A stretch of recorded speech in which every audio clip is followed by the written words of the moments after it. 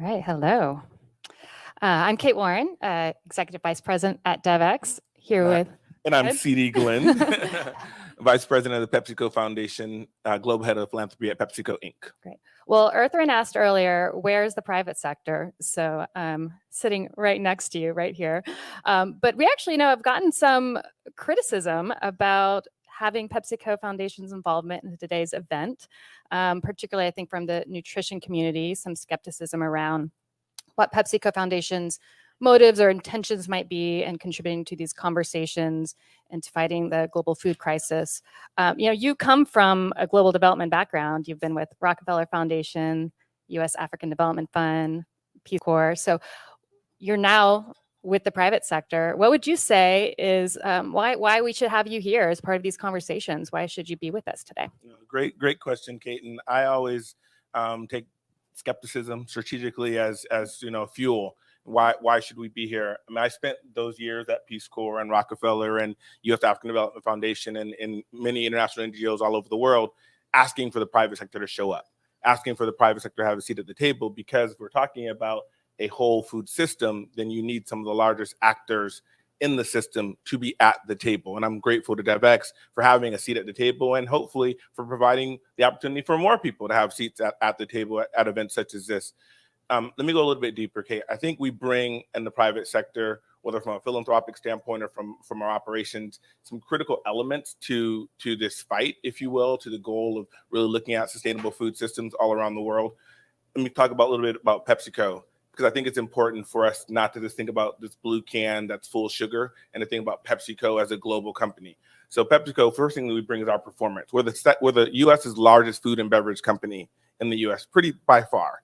And in that, what does that really mean? That means that we actually have a lot of influence and command and control of agricultural supply chains. And so using our powers as a force for good, our performance as a force for good is essential. And we feel that responsibility, and we need to show up, to learn, to listen, to have a seat at the table, to listen. I listen to Earthrin Cousins a lot. I listen to a lot of the people in this room. A lot of them are friends to me. So we want to sit at the table to be able to listen, but we also want to bring our performance, our capabilities to this challenge of creating a sustainable food system. The second thing we really bring at PepsiCo is our brands. I mean, the reality is that you may think about PepsiCo and you may think about Mountain Dew, but we also own Quaker Foods. We also own Tropicana as a joint venture. We own Kavita. There's many products that you would think about off the beaten path in terms of chips, Bear, a lot of these nutrition. We're looking at from a portfolio standpoint, we're bringing a lot of new tools to this fight around food security and access to nutritious foods. And it's really important that, again, a company that has 23 billion-dollar brands inside of it. If we're shifting that portfolio to a more nutritious portfolio, because we're very consumer-centric, it's essential for us to hear not only what consumers need and want, but also what the community needs and want in terms of talking about food security. So our brands, our performance, our scale, 200 plus countries and markets we operate in, and then our people like me, who come from social impact, international development space, who PepsiCo said, come inside the tent, help us do more good for more people with our scale, with our scope. And so 300,000 employees on the ground all over the world who want to be a force for good and who want to show up not only for community, but for country and for the planet. And PepsiCo as a company has made a large shift in terms of not only from a philanthropic standpoint, but saying everything that we do, we want to be positive. We talk about PepsiCo positive agriculture, positive value chains in terms of how we're sourcing, making, moving, and selling products, but also positive choices. And that's where that product portfolio is really important in driving down sugar in our products, driving down salt, driving down saturated fats, and you see more zero sugar products. You see things like Lay's potato chips, baked Lay's. And as I close out, think about Lay's potato chips. It's one of the most prominent food brands in the world, literally in the world. It's one of these products that you can find almost anywhere. Next time you're in a store, look at the back of that yellow pack of Lay's potato chips. And my daughter's a vegan. She's 16-year-old. She teaches me a lot about food and food security. She looks at the back of everything. A lot of us look at the back of everything. Look at the back of a bag of Lay's potato chips. What you're going to see are 3 ingredients, not 5, which is sort of the thing that we talk about. 3 ingredients. You're going to see potatoes, one of the largest buyers of potatoes in the world. You're going to see potatoes, you're going to see a little oil, and you're going to see salt.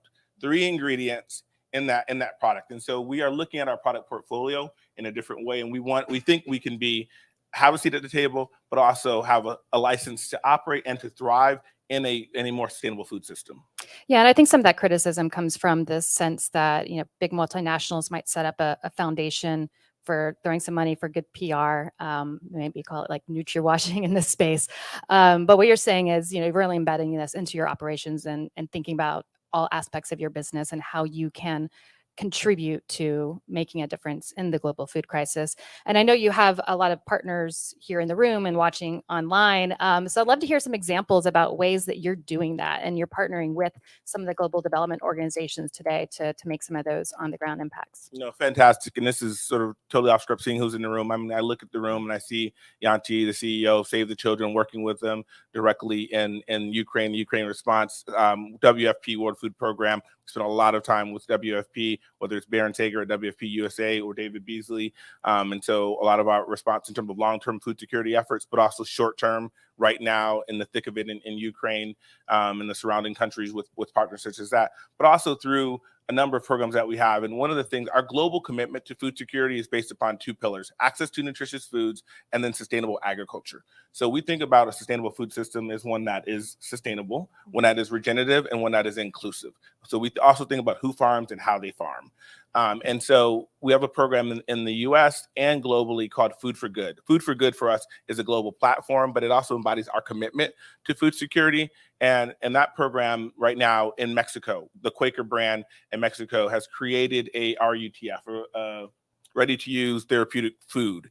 And we can use our product formulations to create, obviously therapeutic foods to address malnutrition. And we're doing that in Mexico, where 6 million kids in LATAM are undernourished, malnutrition, whether it's stunting or wasting, and using our product portfolio to put out into the market a real product that actually is having real impact and impacting children's lives in Mexico. We have a great program in South Africa. In South Africa, 3 years ago, we purchased the largest food company in Africa, which was called Pioneer Foods. And this is really a cereals and grains business. So if you've ever been to South Africa or Southern Africa, and if you ever had breakfast and you ever had Weetabix, we own Weetabix. And if you ever think about flour and some of the other cereals and grains in the market there, but that program through Pioneer Breakfast Foods, every day in South Africa, our breakfast feeding program feeds 30,000 children breakfast every day. 30,000 children in 35 different schools in the most impoverished areas of 7 different provinces across South Africa. I was a Peace Corps volunteer in the first group in South Africa. I know the country really well. The need is there. And it's just transformational in what I see from a firsthand perspective of what we're using our ability to make, move, and sell products, to source, pack, and deliver products for community, but also for children. So whether it's South Africa, whether it's Mexico, or even here in the US, working with a lot of US nonprofits, we have a social enterprise called Food for Good. And in that social enterprise, we make available to children and their families food during the times when they're in school. Sometimes there is no school feeding program. So whether it's breakfast, if the school doesn't have breakfast, we have a breakfast program. Lunch is pretty covered by most schools and USDA and the like. But after school, and we saw this hit hard in COVID, right? So they weren't going to school. We all know that kids they got a lot of their meals from schools, and there was no school. And so we used our operations. We have a large logistics fleet. We used our operations to provide meals to children at home. And it's the right kind of meal. Some of them are hot. Some of them are refrigerated. Some of them were shelf stable. Some people live in places where they didn't have real refrigeration. So using our capabilities to really bring about food for good is really critical, not only here in the US, but globally. Yeah, and we talked a little bit earlier about the importance of smallholder farmers. Obviously, as a large global corporation, you have networks across the world. So how are you working with smallholders to support them, particularly given growing crises, climate, COVID, conflict, the 3 C's, I guess. So what are you all doing on that front? So I think, you don't think about us like this, but we're an agriculture company. We make, move, and sell products. We source things from the ground, and we hopefully put a little oil in it and a little salt, and then it becomes a potato chip or some other product. But the reality is that farmers are sort of our quote unquote bread and butter, all these food metaphors. And so we think a lot about farmers all over the world. We think about who farms and how they farm. Again, I said I want the food system to be sustainable, regenerative, but also inclusive. So how they farm, we spend a lot of time trying to even converting 7 million acres throughout the world to regenerative agriculture in our entire value chain in terms of our agriculture. But who farms? So inclusivity is really important to us. And when we think about smallholder farmers, 50% of all smallholder farmers around the world are women. And in Africa, where I spent a lot of my time in my career, 70% of people earn their livelihoods from agriculture. 70% of those people are women. So you're not going to get smallholder agriculture right if you don't include women and put them really as a priority. And so we've done that. We've done it in partnership, not with only PepsiCo, but with CARE. So we have a program with CARE International called She Feeds the World. It's focused on involving and engaging and empowering 5 million women over 5 years to really look at agriculture in a new sustainable way. And some really great stories that we have. We have programs and pilots right now in Peru, in Uganda, and in Egypt. But let me just give you 2 quick examples. So in Peru, a woman named Hilda is doing organic farming in strawberries. It's a cash crop, short growth harvest cycle. You can make a lot of money in organic strawberries anywhere, but also in Peru. Hilda's doing that. This is she went through the She Feeds the World program, learned some innovative techniques in irrigation. Now, this woman who was basically a solo female farmer has 6 employees and took her information, newfound information around irrigation, and now is on the irrigation board in Peru. So she's not only improved her life and her livelihood, but her leadership as well. Mali in Uganda.